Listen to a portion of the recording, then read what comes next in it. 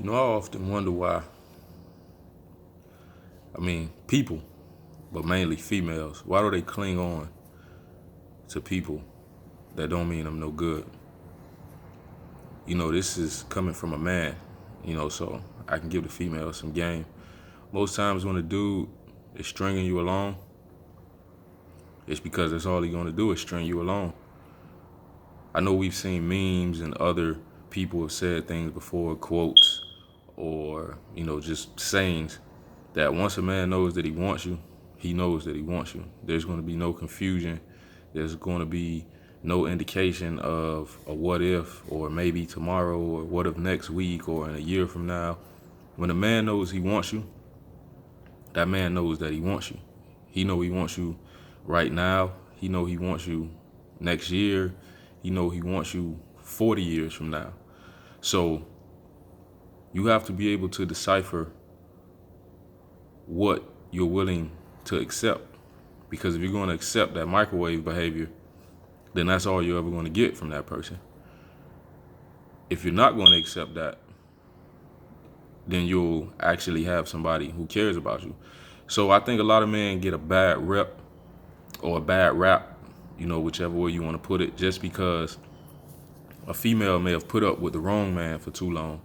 And then once they do actually get a good man, they're going into it very pessimistic in the sense of, what if he's only doing this for now? What if 3 months from now he's different? You'll know.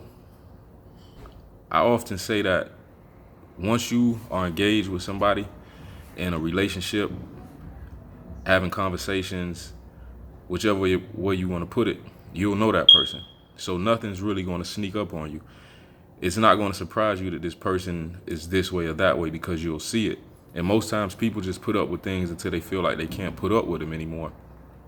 And then that's when you want to do something different. But you know that person. I'll say 9 out of 10 times you know that person. So something that they do, something that they say, a way that they handle you, a way that they treat you, is not going to sneak up on you, because you've seen it in them at some point. Whether it was a big situation or a small situation, you've seen it in them. So if they treat you like royalty, they're always going to treat you like royalty. If they treat you like trash, you're always going to be a piece of trash to them. If they treat you somewhere in between, like wishy-washy and flip-flopping on you, that's the way they're always going to treat you. But the most important thing in that is, people only treat us the way that we allow them to treat us. So the better you handle the situation, the better you and that person handle each other, the more structured the relationship will be. Whether you're friends, boyfriend and girlfriend, husband and wife, whatever it is, you'll be able to handle that situation better, because you know them and they know you. And just like you know how they'll treat you, they know how you'll let them treat you.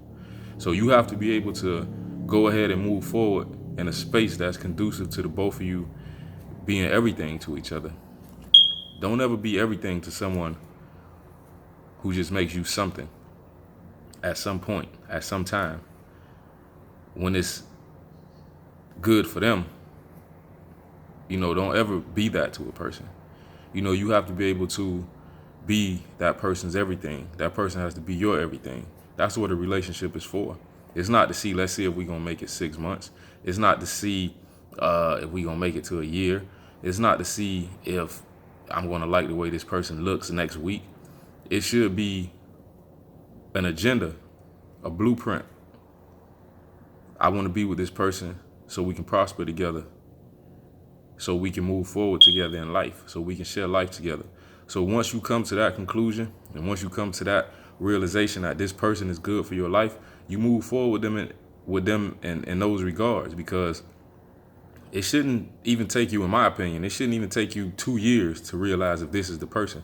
You'll know by the way that they treat you, especially a female. Females are way more emotional than men, so a female should know if this guy's checking on me, if he's asking me, am I hungry? Let him know when I get home, if he opens doors for me, if he talks to me, if he communicates with me, if he listens to what I says, you'll know. But if somebody's not into you like that, you'll know that as well. They're not calling you. They're not texting you back. They're not asking you to hang out on dates. They're not introducing you to friends.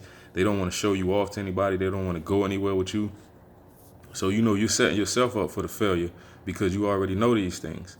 So it may be, something of a look or material thing that they may have that you may be interested in, but the main ingredient for someone is being interested in their heart.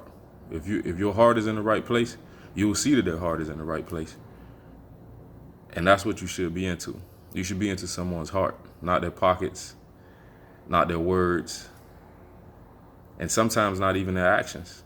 You got to be into their heart, because actions are misleading, words are misleading, pockets are misleading, but you can only pretend for so long. So if someone's heart is real, you'll know if their heart is real. You're going to know if their heart is good, or you're going to know if their heart is bad. And only your heart can show you that. Even though you can't see their heart, you'll see their heart, but you'll catch that one later.